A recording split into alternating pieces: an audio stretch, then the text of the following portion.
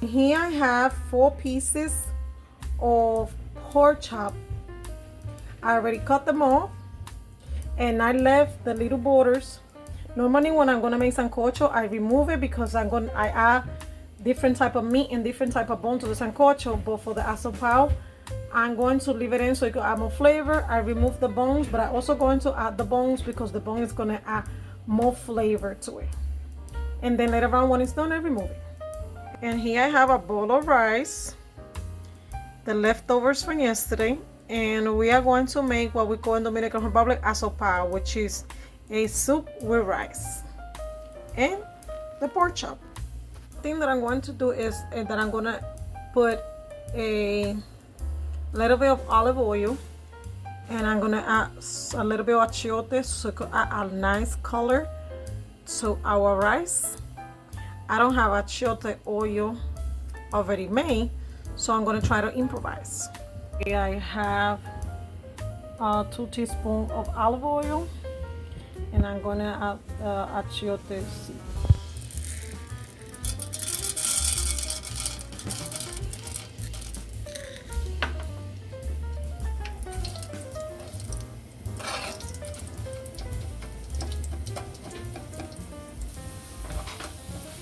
So now that I see that the achiote is really giving me that nice color, I'm going to remove it.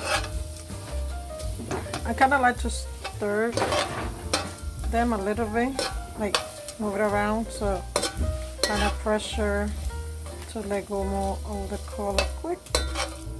And I'm going to move it around the pot. Oh, look how nice that color. And it smells amazing.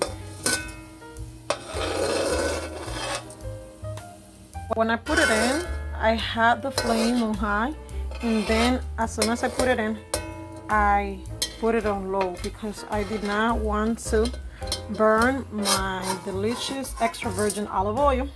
And now that I have my achiote oil ready, I'm going to add the pork chops.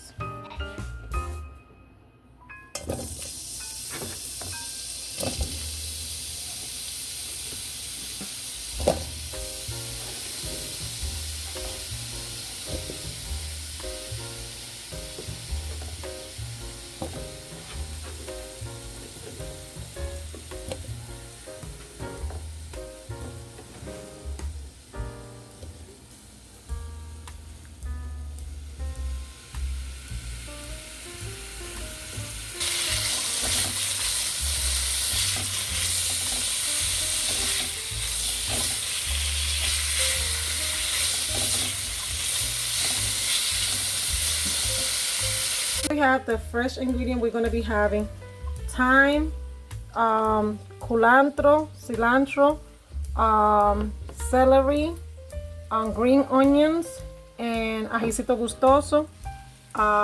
We have peppers, the orange one, the red one, and the yellow one. 2 garlic cloves, white onions, Dominican oregano, paprika, turmeric, chicken cube, and adobo.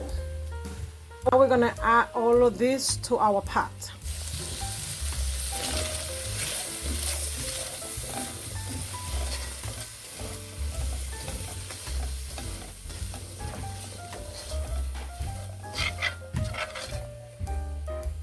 And I added a spoon of tomato paste that's gonna give a nice consistency.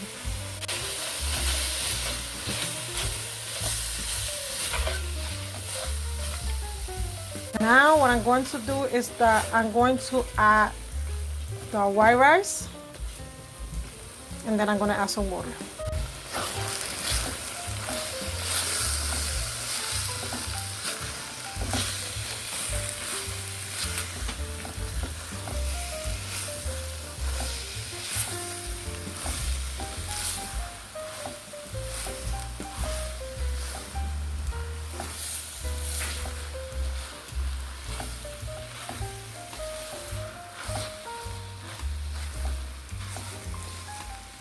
Adding the rice now, I feel like the rice really get the color from the achiote and the tomato paste before I add the water, because I feel like if I add the water and then I add the rice, I feel like it doesn't get, the color doesn't penetrate much on the rice.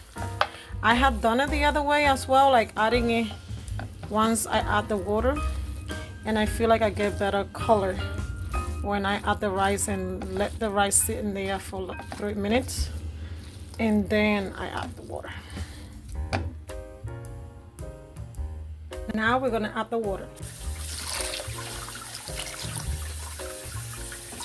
And here I have 1 pink potato, 2 different type of pumpkin, just because I had 2 different type in the house and I wanted to use them both. So if you only have 1 kind, that's all you need. And I'm going to be peeling this 1 carrot and cutting it in small pieces and putting it in.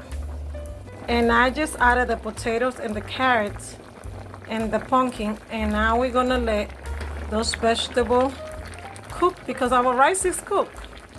So let me add the other ingredients, and that will be, I'm gonna chop the celery. I tied up, made a knot with all of the fresh veggie, the culantro, the green onions, and the cilantro, and the fresh thyme.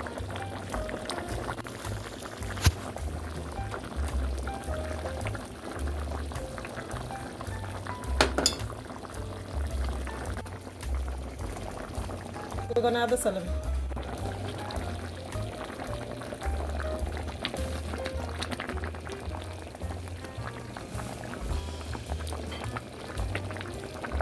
After I added my rice, I had to add water twice because rice soak the water, absorb the water real quick.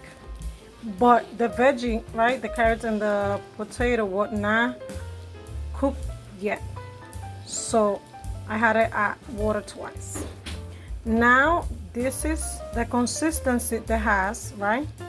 And I'm going to tell you a trick.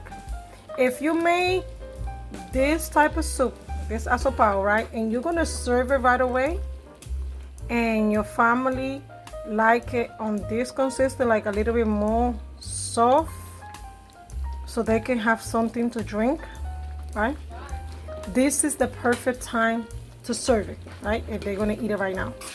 But if you are in my case, that my husband had not come home from work yet, I'm going to turn off the stove, because all of this water that you see, like, oh my God, that's too watery for asopao. Because asopao is supposed to have a thicker consistency than actual soup. Like if you make soup, it's supposed to be thicker. But because my husband is not home yet, this water is going to be absorbed by the rice. So therefore, I'm going to turn it off now, so when he come home, it could be in the perfect consistency, because otherwise it's going to be way too dry. What my grandmother used to do, if people were not home yet, she will remove some of this liquid and put it in a bowl, just the liquid. So once the people that she's going to serve the asopao came home, she will serve them and add the liquid. So then like that, it could have the perfect consistency, and it could be in a way that you could have your soft liquid, but also a thick consistency, not too dry.